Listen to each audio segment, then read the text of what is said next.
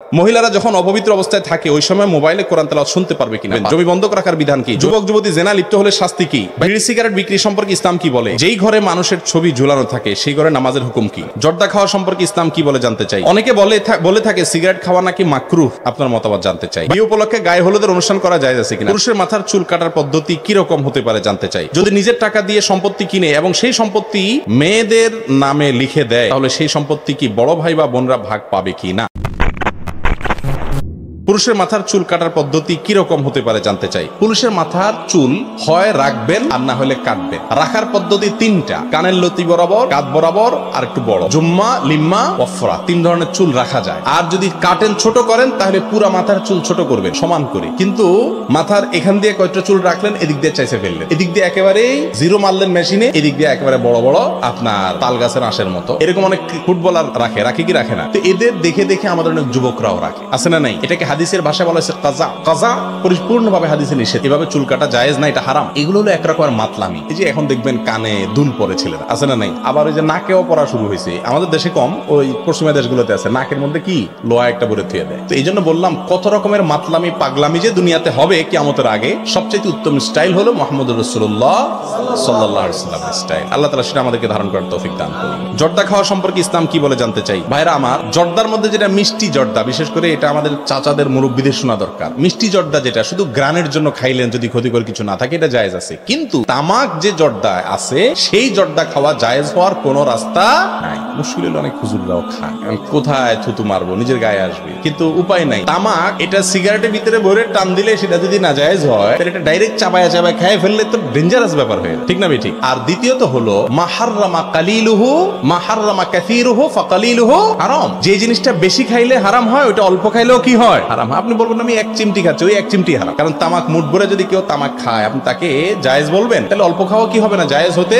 এই জন্য পান খান, পান খাওয়াকে হারাম বলা যাবে না, কিন্তু পান খাওয়াটাও আসলে আল্লাহ মাফ করে, এটার উপকারিতা, এটা কি পেট ভরে কি বলেন, কোন উপকারে আসে? এটা যে চাবাইতে থাকে এটার উপকারিতাটা কি? এটা একটা অভ্যাস। সোজা কথা, মুসলমান তো অনউপকারী কাজ করতে পারে না বা অযথা কাজ করতে পারে না, এটা একটা ব্যাপার। এরপরে আসেন এই খাইতে খাইতে, পান যারা খায় তারা খাওয়ার কোনো আদব রক্ষা করে থাকতে পারে? হাইটে হাইটে খায়। ওলামা ইকরাম জানেন, মুহাদ্দিসিনে ইকরাম আগের যুগে যারা হাদিস বিচারক ছিলেন, রাস্তায় হাইটা বাদাম খাইছে কোন লোক, তার কাছ থেকে আর হাদিস নিত না। এখন যেভাবে আমরা পান খাই সারাদিন, আমাদের কাছ থেকে মুহাদ্দিসরা দেখলে হাদিস নিতেন না, কারণ পান খাইলে তো হাইটে হাইটে খাইতে হয়, শুয়ে শুয়ে খাইতে হয়, টয়লেটে যাইয়াও চাবাইতে হয়। বলেন আপনি যখন চাবাইতেছেন মুখের ভিতরে এই দুর্গন্ধগুলো প্রবেশ করতেছে, অতএব এটা কোনো ভালো বা প্রশংসনীয় কাজ। তারপরেও সেটা আরেক বিষয়, কিন্তু জর্দার বিষয়টা বলছি যে তামাক থাকছে জর্দা খাওয়া কি হতে পারে না, জায়েজ হতে পারে না। এই জর্দা যদি আপনি শুধু জর্দা খান, মাথা ঘুরাবে কি ঘুরাবে না। অতএব আর আরেকটা জিনিস হলো, আল্লাহ বলেছে ওয়ালা তুলকু বিয়াদিকুম ইলা তাহলুকা, তোমরা নিজেদেরকে ধ্বংসের দিকে ঠেলে দিও না, নিজেদের ক্ষতি নিজেরা করো না। জর্দায় কি লাভ না ক্ষতি? অ্যাবসোলিউট ক্ষতি, একেবারে পিওর ক্ষতি, এখানে কোনো লাভের দিক সন্দেহ পরিমাণ নাই। এই জন্য সরকারি ভাবে আমি যতটুকু জানি অনেক জর্দার ব্যাপারে নিষেধাজ্ঞা এসে গেছে, কারণ এটা বিষ, মানুষের জন্য ক্ষতিকর, বিধায় এটা আমরা খাবো না, ঠিক আছে তো ইনশাআল্লাহ। অনেকে বলে থাকে সিগারেট খাওয়া নাকি মাকরুহ, আপনার মতামত জানতে চাই। ভাই মাকরুহ মানে কিন্তু জায়েজ না। মাকরুহ মানে কি না, ধরলাম মাকরুহ। অনেক ওলামা ইকরাম, আমাদের দেশের ওলামা ইকরাম বিশেষ করে সিগারেট খাওয়াকে মাকরুহ বলে। মাকরুহ শব্দের অর্থ অনেকে মনে করে জায়েজ। মাকরুহ মানে অপছন্দনীয়, ভালো না, খারাপ না, জায়েজ। তাহলে মাকরুহ মানে কি হালাল নাকি? হ্যাঁ, এটাকে আরব ওলামা ইকরাম হারাম বলেন। যারা মাকরুহ বলেন তাদেরও কিছু যুক্তি আছে, দলিল আছে, আমরা সেদিকে যাব না, কিন্তু এটা নিষিদ্ধ, এ ব্যাপারে কারো কোনো সন্দেহ, সবাই একমত এটা নিষিদ্ধ। নিষিদ্ধের মাত্রা নিয়ে কি আছে মতপার্থক্য আছে, অতএব এটা খাওয়া যাবে না। সবচেয়ে বড় কথা হলো ভাই, আল্লাহ রাব্বুল আলামিন মানুষকে সুস্থ বিবেক দিয়েছে। সিগারেট খাওয়া মানুষের পাশে দাঁড়ায়া নামাজ পড়া, এই দুর্ভাগ্য আপনাদের হয়েছে কখনো? আমার বহুবার হয়েছে জীবনে, যে সিগারেটের খোরের পাশে দাঁড়ায় নামাজ পড়ছে, আল্লাহু আকবার, মনে হয় রু বাইর হয়ে যাবে। আজিমপুরে এক হাসপাতালে এক কাজে গেছি, পাশে এক মসজিদে জোহরের নামাজের সময় ঢুকছি, এরকম এক খবিসের পাশে দাঁড়াইলাম। আল্লাহর বান্দা, যেহেতু সে আপনারা চিনেন না, তার খবিস বললে দোষ হবে না, আসলে তো খবিস নোংরা রুচির মানুষ, তার মুখের দুর্গন্ধে এবং তার শরীরের দুর্গন্ধে আমার রু বাইরের মতো অবস্থা। আমি আবার নাছোড় বান্দা, যে এর তো অসৎ কাজের বাধা প্রদান করতে হয়, কিন্তু আমি যদি এর বেশি কথা বলতে চাই, যদি আমার বক্সে মেরে বসে যে আমার ব্যাপার, আমার টাকা দিয়ে সিগারেট খামি, আপনার কি কাম, এটা তো ওয়াজের মঞ্চ না, কিভাবে কি করণ যায়। বুদ্ধি করে পরে আমার পকেটে সবসময় কাগজ কলম থাকে, কাগজ কলম নিয়ে লিখলাম যে ভাই, আপনার পার্শ্ববর্তী মুসল্লিকে কষ্ট দিয়ে নামাজ পড়লে এতে আল্লাহ খুশি হবেন না। আল্লাহর বান্দাকে কষ্ট দিলে আল্লাহ কখনো খুশি হয় না। আল্লাহর অস্তে দুর্গন্ধ, এটা থেকে বেঁচে থাকবেন। কিছু পরামর্শ দিয়ে ওই লোক যখন সুন্নতের নিয়ত করছে, মাত্র দেখলাম যে অন্তত 2 রাকাত সুন্নত পড়তে 2-3 মিনিট তো লাগবে, এই ফাঁকে আমি পালায় যাব।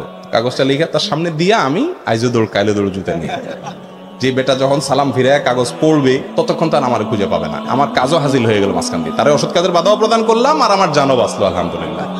অনাজকে অসৎ কাজের বাধা প্রদান করতে গিয়ে মাইদুর খেয়ে আসে, এরপর বলে হুজুর আপনার কথা শুনতে গিয়ে মাইদুর খেয়েছি। আপনার আল্লাহ তাআলা বুদ্ধি বিবেক দেয় নাই, বুদ্ধি বিবেক খাটান, সবই চলবে, সৎ কাজের আদর্শ চলবে, অসৎ কাজের নিষেধও চলবে ইনশাআল্লাহ। অতএব এটা ভালো কাজ না। মহিলারা যখন অপবিত্র অবস্থায় থাকে ওই সময় মোবাইলে কোরআন তেলাওয়াত শুনতে পারবে কিনা? পারবে। তেলাওয়াত শোনাতে কোনো অসুবিধা নাই, তবে ফরজ গোসল অবস্থায় তেলাওয়াত করবে না, তেলাওয়াত করবে না। শুনতে কোনো অসুবিধা নাই, জুনুবি ব্যক্তি কোরআন তেলাওয়াত করবে না, শোনা যাবে, কোনো অসুবিধা নেই। এবং সেই সাথে আরো বলছি, মাসিক অবস্থায় মা বোনরা দুরুদ, দোয়া, জিকির, আজকার সব করতে পারবেন, শুধু কোরআন তেলাওয়াত করবেন না, ব্যাস। যেই ঘরে মানুষের ছবি ঝুলানো থাকে সেই ঘরে নামাজের হুকুম কি? নামাজ তো হয়ে যাবে, কিন্তু যেখানে ছবি আছে আপনি অন্য রুমে পড়েন বা ছবি বরাবর দাঁড়ায়েন না, নামাজ হয়ে যাবে, এতে কোনো সন্দেহ নাই। কিন্তু যথাসম্ভব সামনে যেন ছবি না থাকে এদিকটা খেয়াল করা উচিত। আর যদি যে রুমে ছবি নেই এরকম কোনো রুমে নামাজ পড়া যায় সেটা আরো বেশি উচিত। যদি কোনো রুমে ছবি ছাড়া না এরকম হয় তাহলে সেক্ষেত্রে নামাজ হয়ে যাবে, ছবিটা নামায় রাখতে পারলে ভালো, ঢাইকে রাখতে পারলে ভালো। তাও যদি না যায় তো ছবি যাতে বরাবর সামনে না থাকে, অন্তত তাকে সেজদা করতেছেন ছবিওয়ালাকে, এটা যেন বোঝা না যায়, জন্য আশেপাশে সরে পড়বেন, ইনশাআল্লাহ নামাজ হয়ে যাবে। যদি নিজের টাকা দিয়ে সম্পত্তি কিনে এবং সেই সম্পত্তি মেয়েদের নামে লিখে দেয় তাহলে সেই সম্পত্তি কি বড় ভাই বা বোনরা ভাগ পাবে কি না? নিজের টাকা দিয়ে সম্পত্তি কিনে মেয়েদের নামে লিখে দেয়, এটা যদি বাপে করেন তাহলে সেটা জঘন্য অপরাধ করছেন। ম্যাক্সিমাম বাবা মায়েরা গ্রামের প্রত্যেকটা ঘরবাড়িতে খুঁজলে এরকম দু একজন মুরব্বী পাওয়া যাবে যারা এই হারাম কাজ করছেন। ভালো করে শুনে রাখেন চাচারা, কোনো হজে কুলাবে না বাবা, কোনো ওমরায় কুলাবে না। ওয়াজ শুনতে শুনতে কানতে কানতে চোখের পানি বুক বাসা বলছেন, কিচ্ছুতে কুলাবে না। সন্তানদের হক নষ্ট করে গেলে, মানুষের হক বড় ডেঞ্জারাস জিনিস, আল্লাহ তাআলা মাফ করবেন না। আল্লাহর হিসাব, নামাজ, রোজা এগুলো পরে, এগুলো আল্লাহ চাইলে ছেড়ে দিতে পারেন, কিন্তু বান্দার হক আল্লাহ ছাড়বেন না। এই জন্য অনেক মা বাবা জমি ছেলের নামে কিনা দেয়, মেয়ের নামে কিনা দেয়, জায়েজ নাই। আপনার যতগুলো ওয়ারিস আছে সবাইকে শরীয়ত যেভাবে বলেছে সে হারে বন্টন করে দিতে হবে। চুপচাপে একজনকে কিনে দিবেন, এটা কি নাই, জায়েজ নাই, হারাম। বোনদের সম্পত্তি না দিলে গুনাহ হবে কিনা? শুধু গুনাহ হবে না, প্রচন্ড রকমের গুরুজ মারা হবে। গুরুজ বুঝেন তো? বোনদের সম্পত্তি দিয়ে দিবেন। মুশকিল হলো আমাদের দেশে বলে যে বোনরা নিতে চায় না, একটা মাসলা বানায় নিছে যে মেয়েরা বাবার বাড়ি থেকে হক নিলে এটা টিকে না, ধ্বংস হয়ে যায়। পুরুষ শাসিত সমাজে নারীদেরকে বঞ্চিত করার জন্য এটা একটা মিথ্যা ফতোয়া। বাবার সম্পত্তি আমি ছেলে নিলে বড়লোক হব, আমার বোন নিলে গরিব হয়ে যাবে, বাহ, এটা সুবিধা মতো ফতোয়া হয়ে গেল না? এটা সম্পূর্ণ ফালতু কথা। ভাইয়েরা, বোনরা নিতে চায় না। আজকাল মুশকিল হলো মহিলারাও একটু লাজুক কিসিমের তো এমনি আছে, আর যেহেতু নেওয়ার কোনো কালচার নাই, নিলে মনে করে যে ভাই বোধহয় আর বাপের বাড়িতে আমাকে আসতে দিবে না, চিনবে না, এই জন্য বলে ভাই থাক, আমি তো আসবই, খাবই না। বোন, তোমার হক, এটা তুমি নিবা। এটা নেওয়ার পরেও কি আমাদের ভাই বোনের সম্পর্ক কি ছিন্ন হবে নাকি? এটা কি ছিন্ন হওয়ার জিনিস? সারা জীবন তুমি আসবা, আমি যাব, ঠিক না ভাই? ঠিক। সৎ সাহস করবেন ভাইরা, করবেন তো ইনশাআল্লাহ? আল্লাহ তাআলা তৌফিক দান করুন। না হলে হারাম হবে, মনে রাখেন। চুরি করা, ডাকাতি করা যেরকম গুনাহ, বোনদের হক মেরে খাওয়া এরকম কি গুনাহ। এই জন্য অনেক দিনদার মানুষ আছে নামাজি কালামে, কিন্তু এই কুকাম করতেছে, জায়েজ নেই। বিয়ে উপলক্ষে গায়ে হলুদের অনুষ্ঠান করা জায়েজ আছে কিনা? ভাই, গায়ে হলুদ দিবেন না মরিচ দিবেন এটা আপনাদের ব্যাপার, কিন্তু আপনি মরিচ মাখেন আর হলুদ মাখেন, কিন্তু হলুদকে অনুষ্ঠান করে কেন্দ্র করে যে গান বাজনার অনুষ্ঠান করা হয়, ওই ভাবিরি দিয়া, পুরুষ একটা দাগড়া দামড়া বেটা পুরুষের গায়ে আপনার ভাবিরি দিয়া হলুদ মাখাইতেছেন, অন্য মেয়েদেরকে দিয়ে হলুদ, বেপর্দা মেয়েদেরকে দিয়ে বানাইতেছেন, এগুলো হারাম হওয়ার পরে কোনো সন্দেহ না। এই মাসালা উত্তর আমরা সবাই জানি। বিদায় আপনার লাগলে আপনি হলুদ কেন, মরিচও মাখেন, বাইটা ভালো করে মাখেন, কোনো সমস্যা ব্যাপার, লাফাইতে থাকেন, কিন্তু ভাবিকে দিয়ে মাখানো জায়েজ নাই, হারাম, মনে রাখবেন। মেয়েদের ক্ষেত্রে ছেলেদেরকে ওখানে মেশানো জায়েজ নাই, এগুলো সব অপসংস্কৃতি। যুবক যুবতী জেনা লিপ্ত হলে শাস্তি কি? ভাই, জেনার শাস্তি তো জাহান্নাম। রাসূল আকরাম সাল্লাল্লাহু আলাইহি ওয়াসাল্লামকে মেরাজে আল্লাহ তাআলা দেখিয়েছেন। অতএব যদি কেউ করে ফেলেন ভুলে, তওবা করে ফিরে আসবেন, আল্লাহ তাআলা মাফ করবেন। জমি বন্ধক রাখার বিধান কি? জমি বন্ধক রাখা জায়েজ আছে। বন্ধক রাখা কি আছে?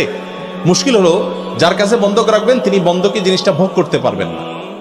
বন্ধকটা হলো গ্রান্ট, যে আমি ওনার থেকে 1 লাখ টাকা হাওলাত নিলাম, দেই না, না দেই, এই জন্য আমার জমির দলিলটা ওনার কাছে দিলাম, যে ভাই আমি যদি গড়িমসি করি আপনি চাইলে জমি বেচা টাকা নিতে পারবেন, বা এটা একটা ব্যবস্থা করতে পারবেন, যদি মূল দলিল আপনার কাছে দিয়ে দিস। এটা হলো গ্রান্ট। এখন আমাদের দেশের নিয়ম হলো যে বন্ধক রাখে সে চিন্তা করে হায় হায় টাকাটা দিলাম একেবারে ভাও, আমি এটা ভোগ করি। এই বন্ধকে জমি ভোগ করা কি নাই? জায়েজ নাই। এখন মুশকিল হলো যার টাকা দরকার হাওলাত, ওই বেচারা তো হাওলাত পাবে না, কারণ কেউই এভাবে বন্ধক রাখবে না। তো আমরা বলি সেটাকে ইজারা করার জন্য, এটা ঘুরাইবেন, তাহলে জায়েজ হয়ে যাবে। ইজারা বুঝেন? কথার কথা জমি, আমার জমি ওনার কাছে আমি বন্ধক না দিয়ে বলবো ইজারা, ভাড়ায় দিলাম। আর 1 লাখ টাকা যেটা নিলাম এটা হবে অ্যাডভান্স। কিসের অ্যাডভান্স? ভাড়ার অ্যাডভান্স। বছরে 10 টাকা 20 টাকা একটা লামসাম দাম ধরবেন, যত বছর উনি ভোগ করবেন তত বছর ভাড়াটা কাটা যাবে। যখন চুক্তি ভঙ্গ হবে ওই বছর 10 টাকা বা 100 টাকা করে কাইটা বাকি টাকাটা ওনাকে ফেরত দিবে। কথা কি বুঝাতে পারছি? এই ইজারা বা ভাড়া নিলে জায়েজ আছে, কিন্তু বন্ধক নিয়ে ভোগ করা কি নাই? জায়েজ নাই। বিড়ি সিগারেট বিক্রি সম্পর্কে ইসলাম কি বলে? যে জিনিস খাওয়া হারাম সেটা বেচাও কি হারাম, যেটা খাওয়া মাকরুহ তাহরিমি সেটা বেচাও মাকরুহে তাহরিমি। যেহেতু বিড়ি খাওয়া জায়েজ নাই, ধূমপান করা জায়েজ নাই, এটা স্বাস্থ্যের জন্য ক্ষতিকর, এটা আস্তে আস্তে মানুষকে মাদকের দিকে নিয়ে যায়, ধ্বংস করে দেয় নিজের শরীরকে, অতএব এটার বেচা কিনাও জায়েজ নাই। এখন মুশকিল হলো দোকানদার এটা না বেচা কি করবে? যদি হিম্মত থাকে বেচবে না, লেখা দিবেন এই আইটেম আমি বেশি না, কিছু কাস্টমার কমে যাবে, এটা হবে সবচেয়ে উত্তম। যদি এটা না পারেন তো বিড়ির বিক্রয়ের টাকাটা আলাদা একটা ডিব্বায় রাখবেন, ওটা খাইবেন না, দান সৎকার করে দিবেন। কথা কি বুঝাতে পারছি?